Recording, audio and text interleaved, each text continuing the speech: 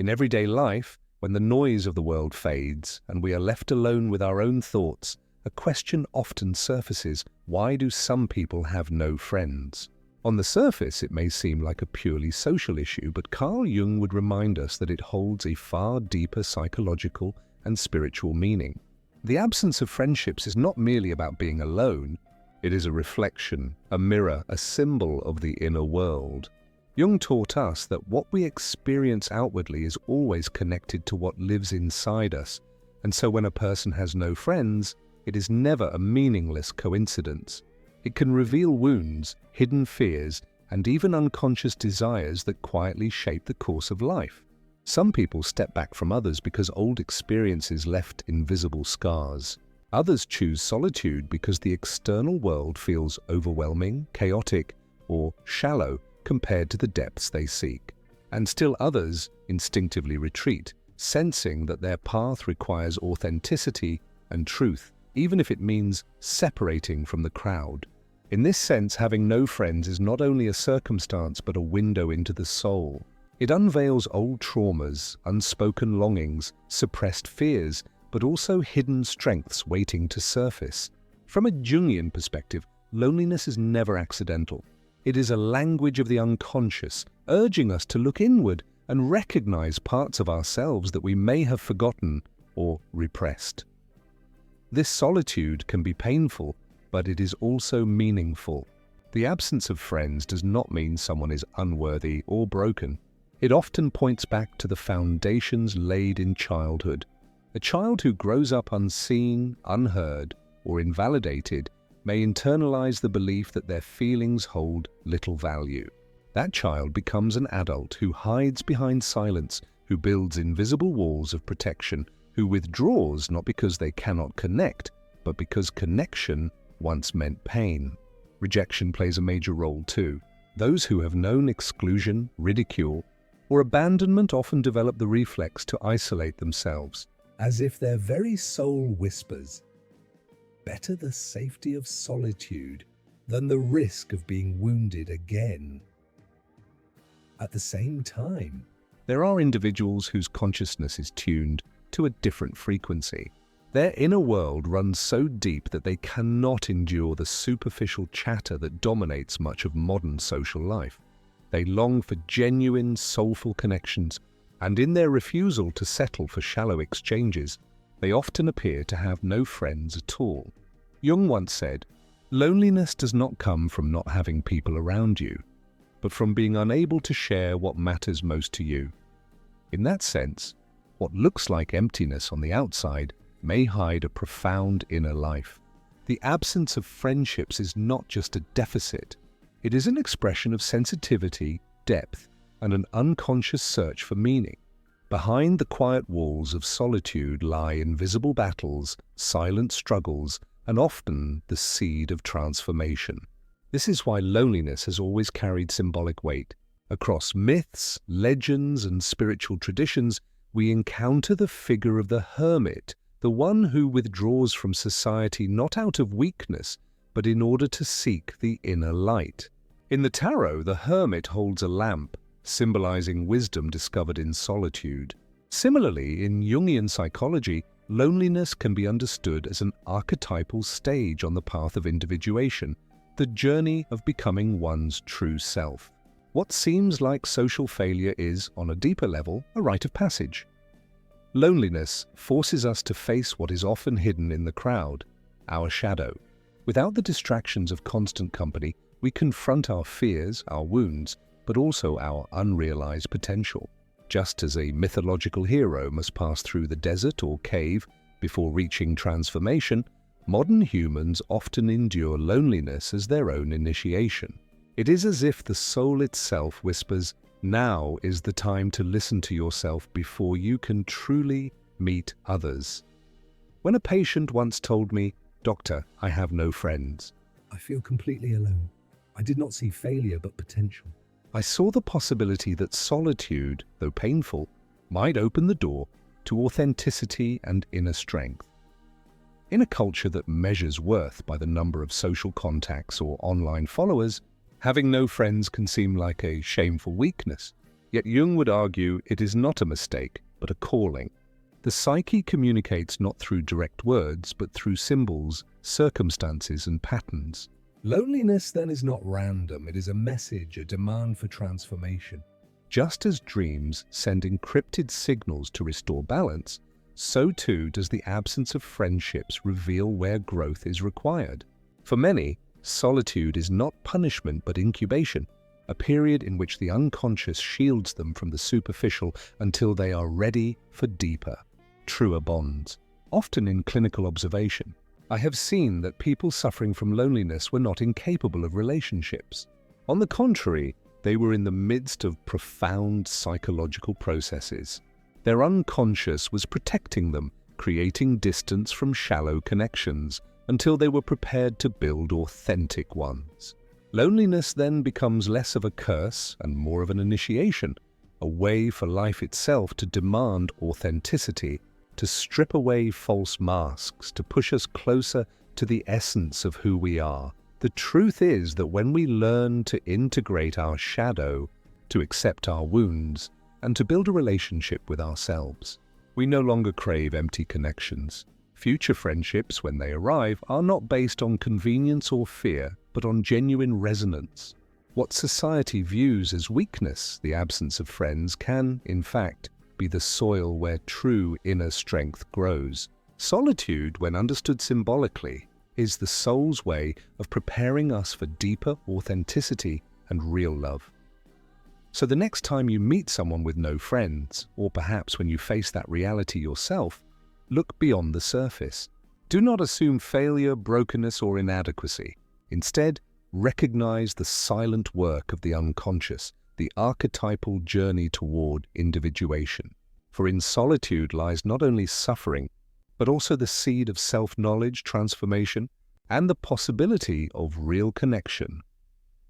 Whoever has no friends or feels excluded often enters a phase where the unconscious demands they step into their true self instead of becoming a copy of what society expects. And this is one of the most profound insights Carl Jung left us.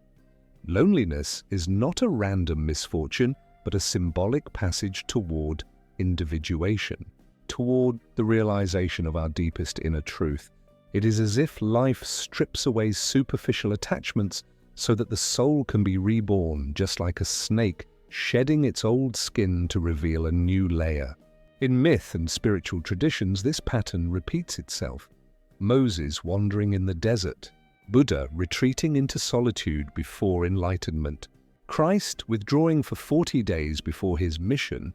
Each story shows us that isolation is not a sign of defeat, but the harbinger of revelation. The absence of friends, then, can be a sign that a hidden meaning is waiting to be discovered, one that requires silence, reflection, and the courage to be alone. It is not a rejection of human closeness forever, but rather a preparation, ensuring that the bonds we form afterward are authentic, born from inner truth and not from a desperate desire to belong. Loneliness carries a truth that many avoid. Sometimes we must walk into the darkness in order to find the light that only emerges from the deepest layers of the soul. Yet the loneliness created by having no friends is not only about outer silence, it is also an inner mirror that reflects something far more uncomfortable, our shadow. Jung described the shadow as the parts of ourselves we repress, deny, or reject because they do not fit the image we want to present, but repression never destroys. It merely buries these aspects in the unconscious until they demand recognition. When someone lives without social distractions, without the constant noise of superficial ties, the psyche creates the perfect stage for the shadow to emerge. In the silence, suppressed feelings rise to the surface: sadness, envy, fear, anger, old resentment, and desires once too frightening to admit. Usually the outer world drowns them out, but in solitude they speak loudly.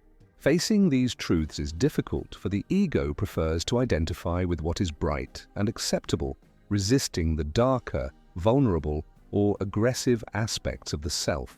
But Jung taught that transformation only begins when we face the shadow, embrace it, and integrate it. And sometimes fate creates scenarios such as having no friends, precisely to force this confrontation. In that isolation, we lose our escape routes and the masks we wear for society, and we are forced to see ourselves clearly. Pain becomes the teacher, and every rising emotion is not an enemy, but a messenger. Anger signals the hunger for justice. Sadness whispers the need for self-love.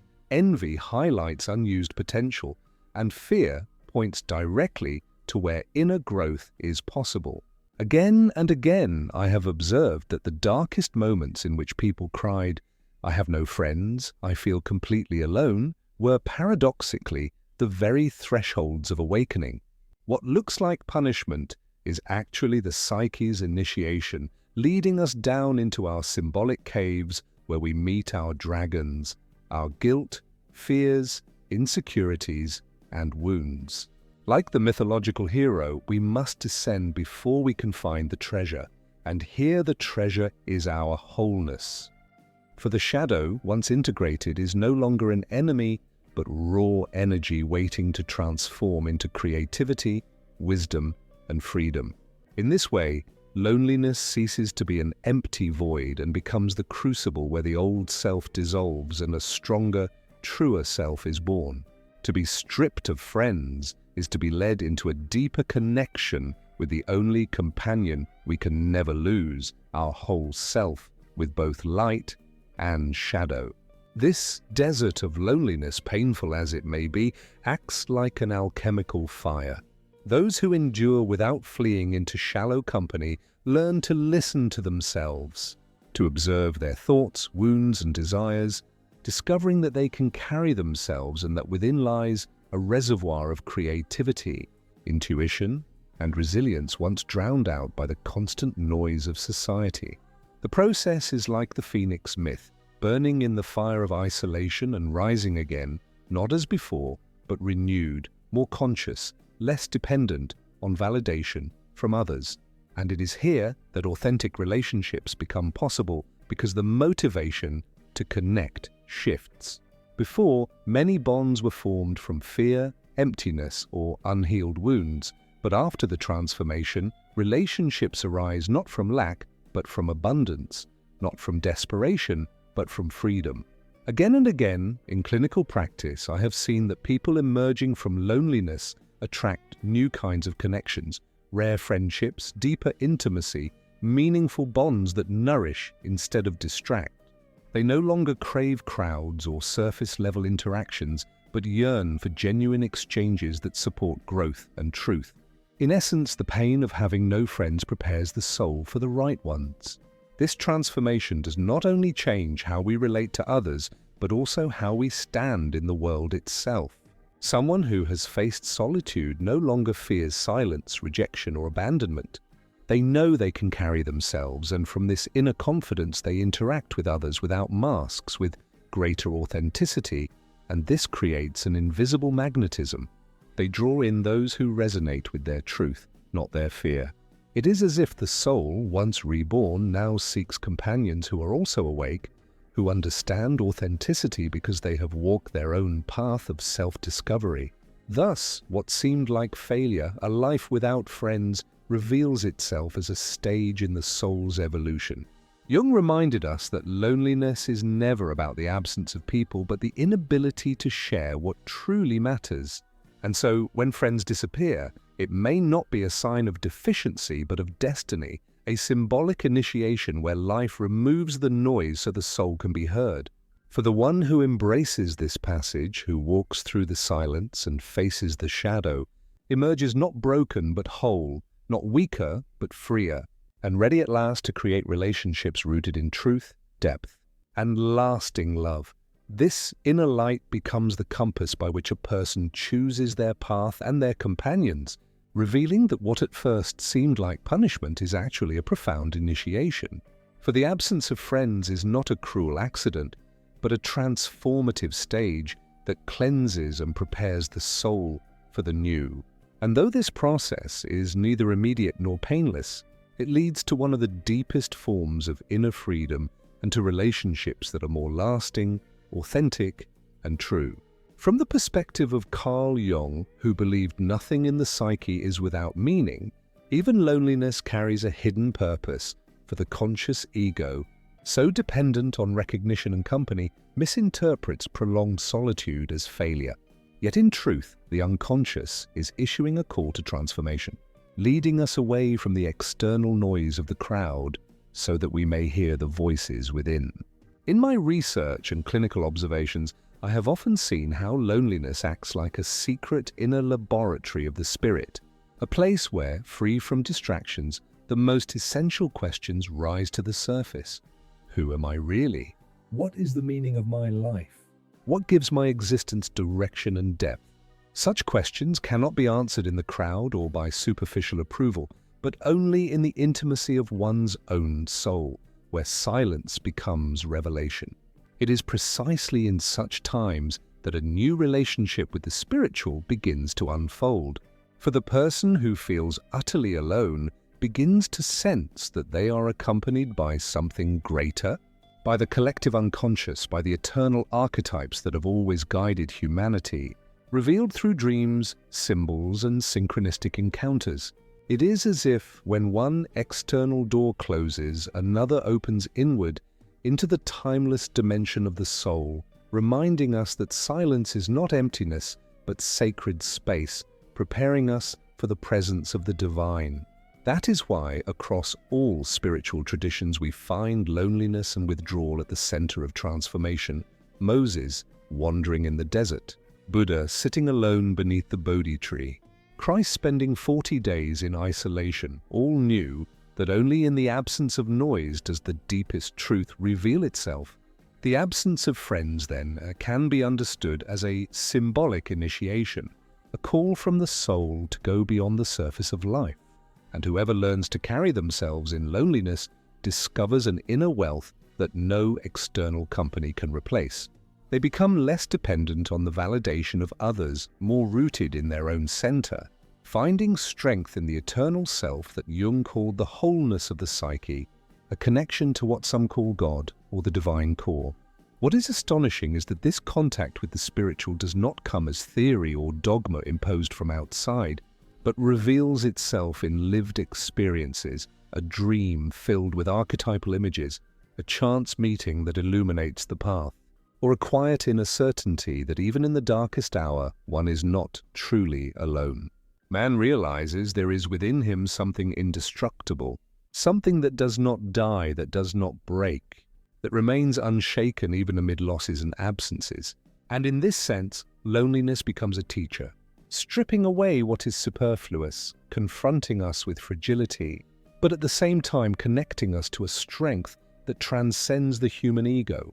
Though the conscious mind may resist, the soul understands that this is preparation for a more conscious life, for greater authenticity, for the kind of truth that cannot be learned in constant distraction. What we fear most often turns out to be what we most need, and loneliness is one of those mysteries. For while many flee from it into shallow attachments or endless diversions, those who have no friends or who are carried by fate into solitude stand at the threshold of their own transformation. Loneliness is not punishment but initiation, a silent ritual designed by the psyche to lead us to our truest self. Individuation, the central concept in Jung's work, does not occur in the crowd, but in the inner gathering of our fragmented parts, reconciling shadow and light, masculine and feminine, conscious and unconscious. When external friendships fall away, life is giving us the chance to cultivate the most essential friendship of all, the friendship with ourselves, and no relationship is more necessary than this. For from it grows the ability to love without dependency, to connect without manipulation, and to relate without fear of rejection. Whoever has discovered themselves in solitude no longer looks to society for completion, but shares from a state of inner abundance, and this changes everything. Loneliness reveals that freedom is not doing whatever we want, but daring to be who we truly are without masks, without the compulsion to please, without the fear of judgment. And in this empty outer space, we uncover a fullness of inner meaning, The moment we stop searching outside for what only lies within, the silence turns sacred, and the absence of friends becomes the presence of the self.